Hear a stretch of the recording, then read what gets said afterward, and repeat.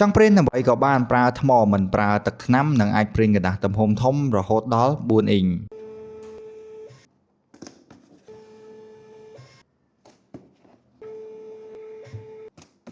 ម៉ាស៊ីន print Nimbot B4 គឺជាម៉ាស៊ីនចំនួនចុងក្រោយបង្អស់ដែលមានសមត្ថភាពអាច print กระดาษទំហំធំរហូតដល់4អ៊ីងវាត្រូវបានរចនាឡើងយ៉ាងស្រស់ស្អាតងាយស្រួលក្នុងការប្រើប្រាស់និងមានចំណុចពិសេសបំផុតគឺមិនប្រើទឹកថ្នាំម៉ាស៊ីននេះស័ក្តិសមបំផុតសម្រាប់គ្រូពេទ្យឬឱសថស្ថានក្នុងការ print សម្គាល់លើថ្នាំដើម្បីបញ្ជាក់ពីកម្រិតក្នុងការប្រើប្រាស់ឲ្យកាន់តែច្បាស់ម៉ាស៊ីននេះក៏ជាជំនួយការអាជីវកម្មដ៏ឆ្លាតវៃសម្រាប់បោះពុម្ពឈ្មោះផលិតផលតម្លៃការដឹកជញ្ជូនខ្នាតធំដែលបង្ហាញអក្សរ barcode និង QR code បានយ៉ាងច្បាស់ល្អងាយស្រួលក្នុងការគ្រប់គ្រងទំនិញនៅក្នុងឃ្លាំងនិងការទូទាត់ប្រាក់បានរហ័សចំពោះគុណភាព print គឺមានភាពដិតច្បាស់ល្អមែនទែនអ្វីដែលកាន់តែពិសេសនេះគឺក្រដាសរបស់វាមិនជ្រាបទឹកធន់នឹងកម្ដៅធន់នឹងប្រេងនិងមានការការពារពីកាំរស្មី UV ដែលធានាថាអក្សរមិនងាយរលោភនិងអាចបិទជាប់លើគ្រប់ផ្ទៃទាំងអស់ដោយមិនបន្សល់ស្នាមកែវនៅពេលដែលបកចេញមកវិញចំពោះថាមពលថ្ម 2000 មីលីអាំពែយើងអាច print ជាប់ចាប់ពី4ម៉ោងទៅ5ម៉ោងនិងការប្រើប្រាស់ធម្មតាបានរហូតដល់1អាទិត្យពេញ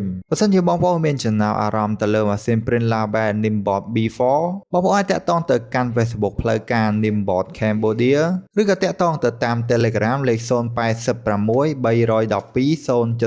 077ជាមួយនឹងការធានាគុណភាពជូនរយៈពេល1ឆ្នាំពេញ